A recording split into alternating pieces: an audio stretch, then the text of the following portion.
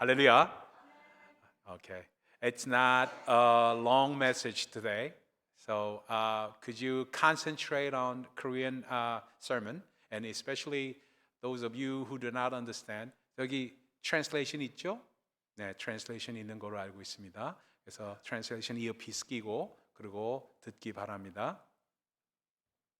우리 모든 사람들은 행복한 삶에 대해서 관심을 가지고 있습니다. 행복한 삶에 관심 없는 사람들은 아마 아무도 없을 겁니다.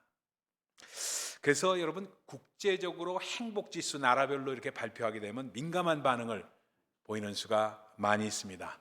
한국이든 미국이든 어디에나 여러분 책방에 가면은 어떻게 하면 행복해질 수 있는가, 그 행복론에 대한 그러한 책들이 넘쳐나는 것을 볼 수가 있습니다.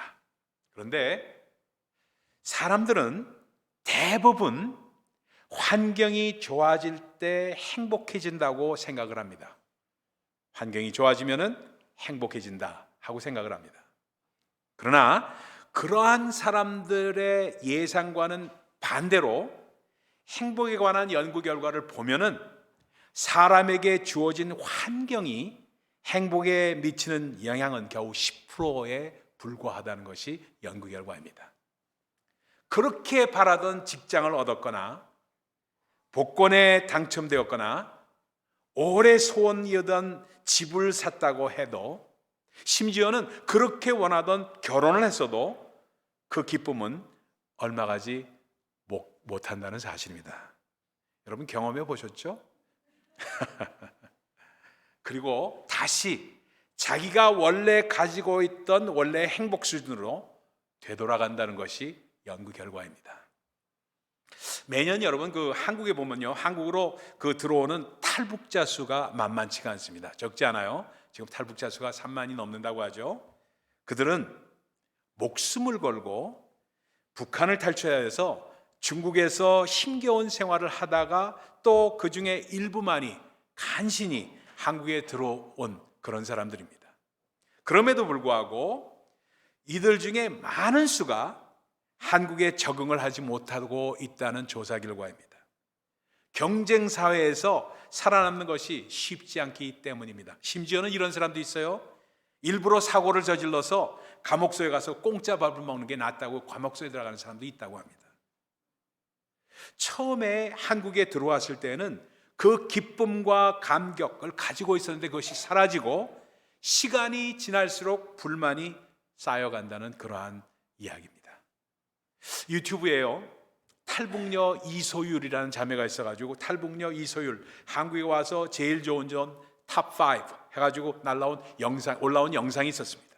그걸 보니까 그분의 이야기는 처음에는 물론 자유란 것이 가장 좋은 점이었는데 점차 그 자유에 익숙해지다 보니까 새로운 좋은 점을 찾아야만 했다는 이야기입니다. 그러면서 그 탑5의 내용들이 특별한 것이 아무것도 없습니다.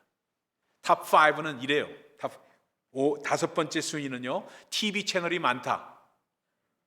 24시간 보고 싶은 것을 보며 시간을 보낼 수 있는 것은 북한에서는 상상도 할 수 없는 즐거움이다 하고 탑5의 5입니다. 탑4는 안정적인 전기 공급, 24시간 동안 끊이지 않고 공급되는 전기는 북한에서는 꿈 같은 일이다. 넘버 3는요, 보일러. 나무를 주우러 다니고 그래도 안 되면 추위를 참고 눈을 붙여야 했던 시절을 비하면 감사할 뿐이다. 넘버 3예요. 넘버 2, 가스 레인지. 이렇게 쉽게 불을 피워서 음식을 할 수 있다니 이건 도대체 미러클이다 하고 얘기합니다. 넘버 1은 뭐냐면요, 전기밥솥, 풍부한 음식, 굶은 적도 많고 또 밥 한 번 짓기가 얼마나 고생을 했는지 이루 말할 수 없는데 그걸 생각하면 넘버 1으로 제일 좋은 거라는 거예요. 왜 사람들은 그런데 좋은 것들은 쉽게 있고 좋은 것을 위해서 지불해야 하는 비용만 크게 생각하게 될까? 그것은 우리 안에 있는 불만족이라는 그러한 그 본성을 지닌 자아 때문에 그렇습니다. 그 자아는 마치 저절로 자라는 잡초처럼 가만히 놓아두면 우리를 불만족으로 휘감습니다. 그래서 행복할 수가 없습니다. 성경에 봐도 금방 나오죠. 여러분, 출애굽한 하나님과의 관계에서 출애굽한 이스라엘 백성들, 출애굽한 지 사흘 만에 바로 물이 없다고 불평하는 모습을 보고 있잖아요. 금방 나옵니다. 그런데요, 흥미로운 사실은 뭐냐면요, 행복지수가 높은 사람일수록 환경과 상관없이 자기에게 주어진 모든 것에 감사하는 라이프 스타일을 가지고 있다는 점입니다. 행복의 크기는 감사의 크기와 같으며 행복은 감사에서 나온다는 것을 우리는 알 수가 있습니다. 행복해지는 길은 유전적인 성향을 바꾸거나 많은 재산, 뛰어난 외모, 또 높은 학벌을 추구하는 것처럼 환경을 바꾸는 데 있는 것이 아니라 감사의 그 비결이 있다는 이야기입니다. 감사의 삶은 한순간에 얻어지는 것이 아니라 반복적인 훈련으로만 가능합니다. 거듭되는 선택의 열매이고 행동 패턴이며 경건한 습관이 감사의 삶입니다. 20세기에 미국 신학에 금자탑을 쌓았다고 평가되는 분이 계십니다. 이름이 라이놀 니버라는 분이세요. 이름까지 기억하실 필요는 없습니다만 이분이 고린도전서 13장에 나타난 사도 바울의 신학을 강해하면서 자기 자신의 개인적인 아쉬움을 이렇게 표현합니다. 사도 바울이 믿음과 소망과 사랑은 함께 있을진데 그 중에 제일은 사랑이라고 말씀하셨는데 자기는 꼭 한 가지를 더 하고 싶은 것이 있는데 그것이 바로 감사라는 겁니다. 믿음, 소망, 사랑 그리고 감사가 항상 같이 있을진데 그 중에 제일은 사랑이다 하고 표현해야지 옳다고 말씀을 하고 있습니다. 이렇게 감사는 우리 삶에 중요한데 우리는 무엇을 근거로 해서 감사할 수 있는가? 오늘 본문은 그것을 말씀하고 있습니다. 첫 번째입니다. 감사는 그리스도의 평강에서 시작이 됩니다. 오늘 15절 말씀에 그것이 나옵니다. 그리스도의 평강이 너의 마음을 주장하게 하라. 너희는 평강을 위해서 한 몸으로 부르심을 받았나니 너희는 또한 감사하는 자가 되라. 어떻게 감사하는 자가 됩니까? 본문에서는 감사의 구체적인 이유나 어떠한 특정한 상황이 기록되어 있지 않습니다. 그리스도의 평강에 대해서 말씀하면서 감사하는 자가 되라고 말씀을 하고 있습니다. 그리스도의 평강은 그리스도로 말미암은 평강, 주님이 주신 평화를 의미하고 있습니다. 그리스도로 인한 평강은 마음으로 하나님과 원수가 되었던 우리가 그리스도의 피를 통해서 하나님과의 관계가 열리게 되었음을 말씀하고 있습니다. 예수의 피로 하나님과 평화를 누리며 살아가는 것은 죄사함으로 하나님의 백성이 되어 하늘에 있는 소망을 가지게 되었다는 뜻입니다. 여러분, 잘 들으세요. 우리 예수 믿는 사람들은 쉽게 얘기하면 이렇습니다. 본전이 하늘나라입니다. 따라합시다. 본전이 하늘나라다. 감사합니다. 이 땅에서 우리가 아무리 어려움이 많더라도 우리의 본전은 하늘나라라.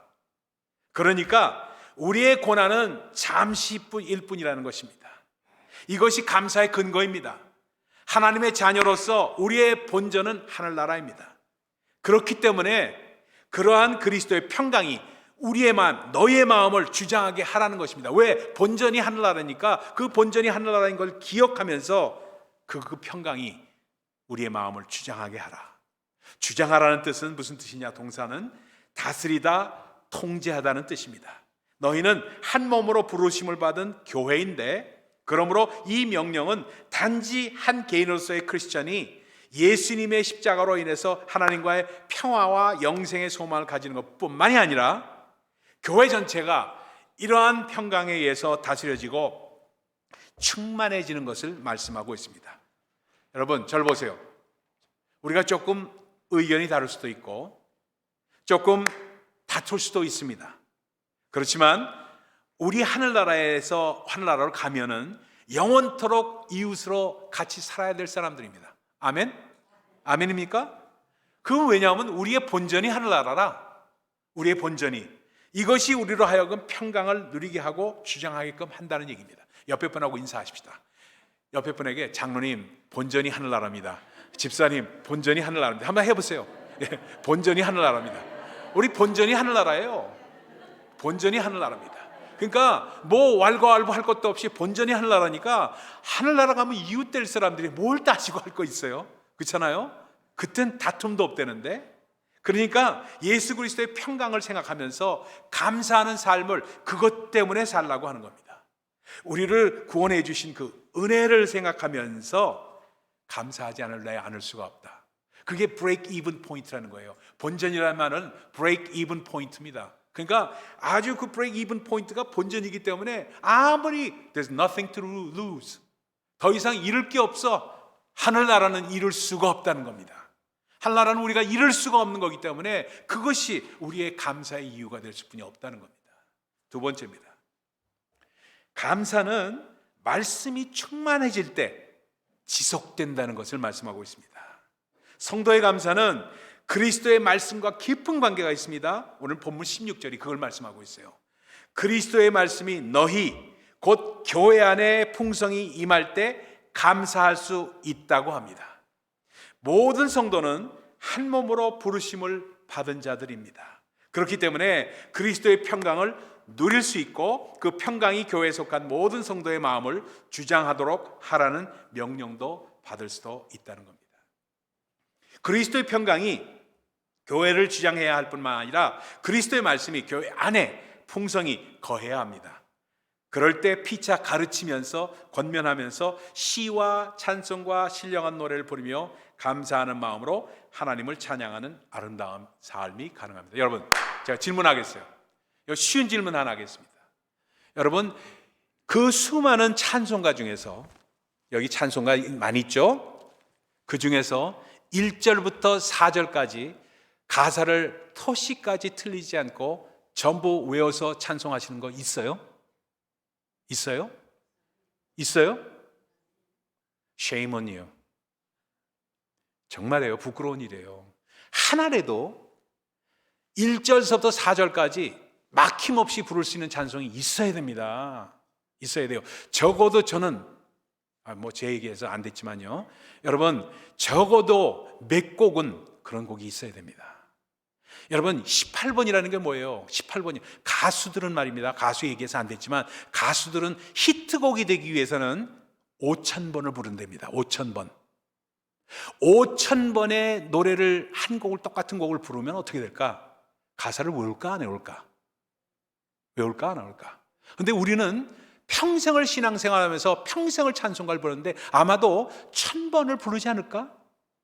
저는 따져봤어요. 일주일에 몇 번 부른다 이걸 이렇게 해보니까 적어도 제가 생각할 때 많이 부른 찬송은 1,000번은 부르고 죽지 않을까 하는 생각인데 가사를 그래도 못해요.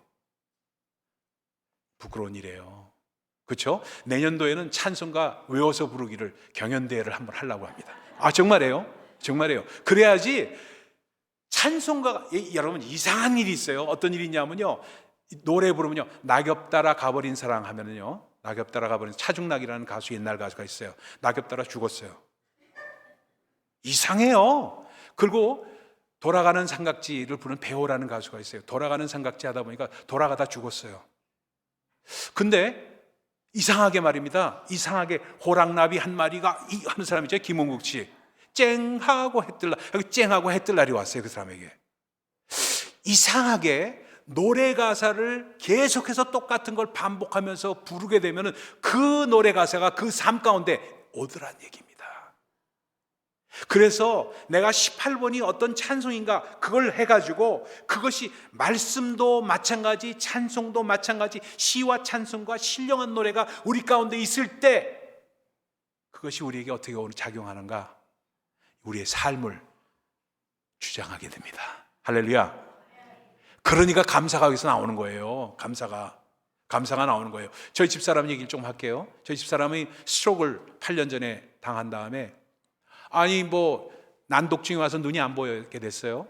눈이 안 보이니까 글자를 읽을 수 없으니까, 성경을 읽을 수가 없으니까 맨날 오디오 성경만 들어요. 집에서 2시간씩 오디오 성경을 듣습니다. 그리고 이거 들어요. 그래서 안 되겠다 싶어서 어떻게 했냐면 찬송가를 부르는 거를 같이 하기로 했어요. 그래서 그때부터 어차피 찬송가를 볼 수가 없으니까 외우자. 그래서 외운 곡이 적어도 5곡에서 6곡, 7곡, 8곡 됩니다. 지금 10곡을 목표로 해서 가고 있어요. 4절까지, 1절서부터 4절까지 이거 보지 않고 외워서 부르도록 하자. 그래야지 네가 남는다. 네가 죄송합니다. 그래서 그렇게 하면서 찬송가를 외우는 것을 시켰습니다. 지금 잘 외워요. 찬송가 200장. 주의 피로 이룬 샘물 참 깊고 넓도다. 그 찬양하면 3절까지 뿐이 없는 찬양이에요. 맨 처음엔 3절까지 없는 것뿐부터 시작했어요. 왜냐하면 4절은 너무 길다 보니까. 하다 보니까 점점 4절로 되는 것도 하게 되니까 그런 곡들이 늘어나게 됐습니다. 여러분 해보세요. 집에서 적어도 30분 동안 찬송을 매일 하게 되면은 외워지는 곡이 나오겠습니까? 안 나오겠습니까? 가수들만 그런 게 아니라 그 찬양이 우리 삶을 주장하게 되더라. 감사는 거기서 나오게 되더라. 할렐루야. 여러분, 그러다 보니까 그리스도의 말씀이 교회 안에 풍성히 거한다는 것은 예수 그리스도의 십자가의 복음의 말씀이 풍성하게 거한다는 말입니다. 그러다 보니까 십자가 복음의 진리가 풍성하게 거하려면 구체적으로 어떻게 해야 되는가 저는 고민하게 됐어요. 딴 거 없어요. 복음을 원색적으로 전해야 되겠다. 복음을 원색적으로 전해야 되겠다. 저는요 그래도 공부 많이 한 사람입니다. 박사과정까지 했어요. 공부 많이 했어요. 저 보세요. 영어도 잘하지, 스페니시 잘하지, 뭐 좀 빚가번쩍한 것 같죠? 근데 죽사발이에요. 아무것도 아니에요. 복음에 있어서만큼은 정말로 원색적으로 우리가 받아들이고 원색적으로 전해서 그 앞에 무릎 꿇고 눈물 펑펑 흘리면서 기도하는 사람, 그 사람에게 감사가 넘치게 돼 있어요. 쩍쩍하고 칼칼하고 뭐 theological, biblical 이렇게 해봐야 아무 소용도 없다는 겁니다. 여러분 한번 같이 읽읍시다. 오늘 이 말씀은 꼭 이렇게 기억을 해야 되기 때문에 골로새 2장 6절로 7절 말씀 같이 읽읍시다. 시작. 그러므로 너희가 그리스도 예수를 주로 받았으니 그 안에서 행하되 그 안에 뿌리를 박으며 세움을 받아 교훈을 받은 대로 믿음에 굳게 서서 감사함을 넘치게 하라. 할렐루야. 왜 복음의 진리가 풍성하게 되면 교회 안에 거할 때 감사하는 마음으로 하나님을 찬양하게 됩니까? 그것은 예수님의 십자가 복음으로 인해서 구원의 은혜에 대한 감격이 교회 안에 넘치게 되기 때문에 그렇습니다. 아무 공로 없이 죄인이 은혜로 구원을 받고 의롭다함을 얻어서 영생의 소망을 가지게 되었으니 어찌 감사하지 않을 수가 있습니까? 여러분 기억해 보세요. 기억해 보세요. 언제가 우리 가득한 교회의 예를 들어보시죠. 딴 거 다 집어치우고 가득한 교회 예를 들어봅시다. 언제가 제일 기뻤어요? 저는요 지금도 기억합니다. 세스 핸디요 교회 처음 나와서 세례받을 때, 예수를 주로 인정하고 세례받을 때 제일 기뻤어요. 여러분은 어떻게 느꼈는지 모르겠어요. 그런 사람들이 몇몇 늘어나면서 처음으로 예수를 영접하고 받아들이고 세례받는 사람들이 늘어날 때 우리는 기쁨과 감사, 그런 사람들이 정말 눈물 콧물 흘리면서 아직까지 거기까지는 못 이뤘어요. 세스 형제는. 그러나 그렇게 될 때 하나님의 은혜에 감사해서 간증하게 될 때 언제가 기쁘냐? 트레스티아스를 마치고 와서 눈물 흘리면서 간증하는 사람들을 보면서 야 기뻐한다, 이럴 때가 가장 기뻤어요. 하나님의 은혜를 찬양하고 너무나도 기뻐서 눈물로 감격하면서 입으로 시인하고 주님 앞에 영광 돌리는 그 모습을 볼 때 기쁘지 않을 수가 없는 거예요. 이 문제를 자꾸 잊어버리니까 이 은혜에 대해서 무감각해지는데 문제가 있다는 겁니다. 그래서 예수님을 정말 주와 구세주로 믿고 영접했다면, 구원을 받았으면 그 구원을 사탄이 빼앗아가지 못하게 합니다. 그래서 이 우리의 삶에 그리스도의 말씀이 삶의 교회 안에 풍성히 선포될 때, 충만하게 거하게 될 때 우리는 감사가 넘치게 된다. 김밥 나라를 운영하는 어느 집사님의 간증이 있어요. 이분이 김밥 나라 시작해가지고 이 프랜차이즈로 성공한 분의 감사 실천 간증이에요. 이분이 신앙 가운데 감사를 이렇게 받아들인 사람이에요. 근데 이분이 김밥집을 운영하면서 감사하는 마음이 없었으면 절대로 돈을 벌 수 없다는 확신을 가지고 감사를 삶 속에서 하나하나 적응하면서 살아가던 그런 사장님이세요. 그 결과 처음엔 1,000원짜리 김밥, 요즘엔 뭐 몇천 원으로 올랐다고 그래요. 근데 1,000원짜리 김밥을 파는 가게로 시작했다가 현재 김밥집 그리고 커피 직영점 15군데를 운영하고 있으면서 직원도 200명이 넘는 중소기업이 됐다는 간증입니다. 이분은 해외여행이 어려웠던 시절 골목길에서 6평짜리 김밥집을 할 때부터 종업원들이 열심히 일해주어서 감사하다면서 부부 동반으로 해외여행을 보내주었던 분입니다. 손님들을 대할 때도 손님은 눈 뒤에 붙어 있기 때문에 가식으로 대하면은 금방 다 안다면서 가슴 속에 우러나오는 감사함으로 손님을 대했던 분이에요. 그 결과 아무리 수학적으로 따져봐도 손바닥만한 가게에서는 나올 수 없는 그런 매출이 나오게 되었습니다. 그러면서 그 사장님이 성공의 비결을 이렇게 말합니다.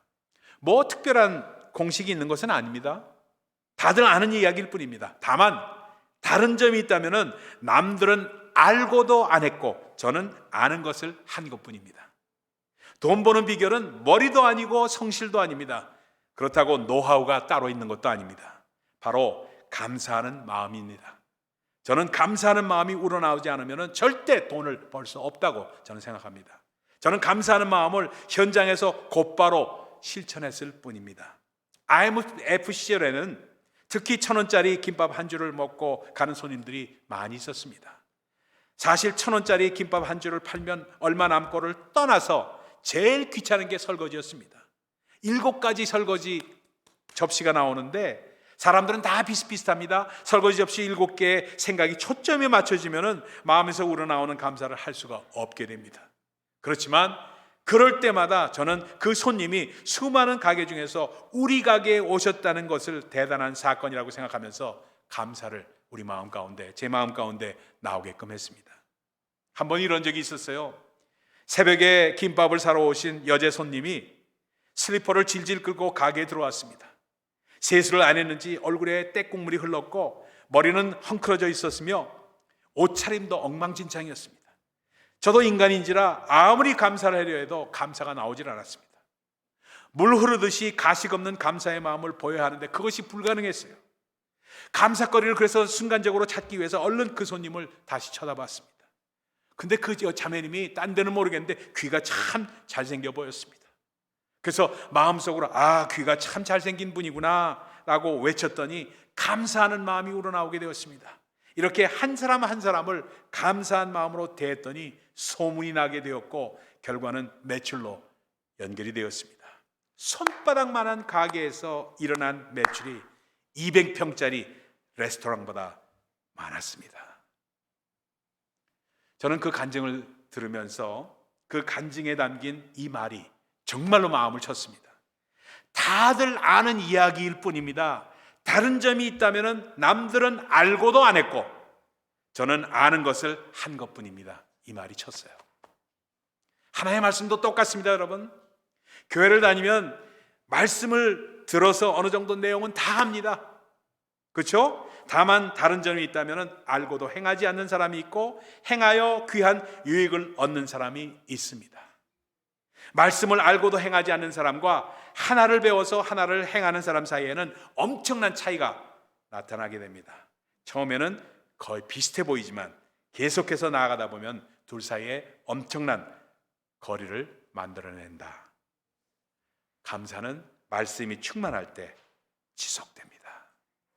마지막 세 번째 짧게 말씀드리고 오늘 말씀 맺도록 합니다. 세 번째는요, 감사는 주 예수 이름으로 더욱 커집니다. 말이든 일이든 무엇을 하든지 그 모든 것을 주 예수의 이름으로 하고 그분을 통해 하나님 아버지께 감사하라 하고 17절에 말씀합니다. 성도가 감사하는 또 하나의 근거는 주 예수의 이름으로 일이나 말이나 무엇이든지 할 수 있다는 것입니다. 그것은 예수님을 통해서 하나님 아버지께 감사하는 것을 말합니다. 예수를 주로 믿고 고백하는 사람들은 주 안에서 행하며 주 안에서 뿌리 박은 사람들입니다. 그렇기 때문에 믿음에 굳게 서서 주 예수를 힘입어 살 수 있으며 그 모든 삶의 결과로 넘치도록 감사하게 되어 있다. 그러니까 그리스도 예수를 주와 구세주로 고백하고 그 앞에 엎드려지는 사람들은 주 안에서 행할 수 있으면서 행하는 자가 된다고 말씀합니다. 자, 말씀 정리합니다. 오늘은 1년에 한 번씩 돌아오는 추수감사절입니다.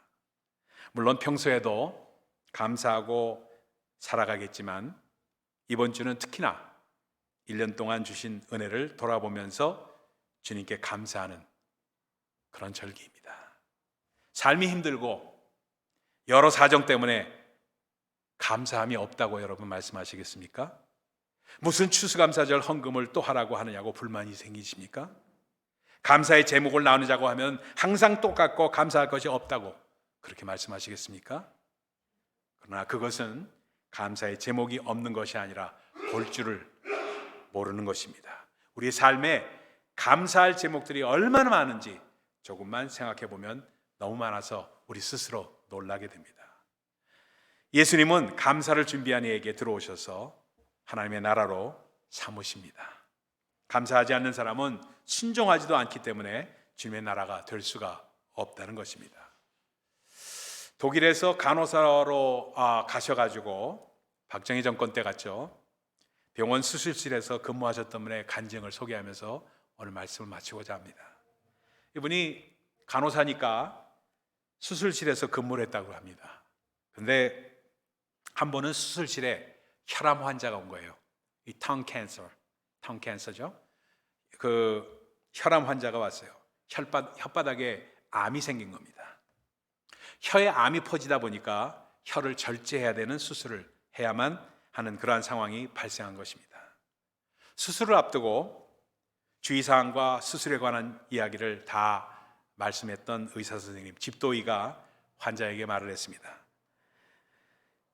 환자님, 이제 혀를 절제하면은 말을 더 이상 못 하시게 됩니다. 마지막으로 하고 싶으신 말씀이 있으면은 지금 하시지요. 환자가 수술대에 누워서 가만히 눈물을 흘립니다. 그리고 한참 있다가 입을 열었습니다. Danke Gott, Danke Jesus, Das ist alles. 감사합니다. 하나님 감사합니다. 예수님 감사합니다. 그것뿐입니다. Das ist alles. That's it. 그것뿐입니다. 감사는 주 예수 이름으로 더욱 커지게 됩니다.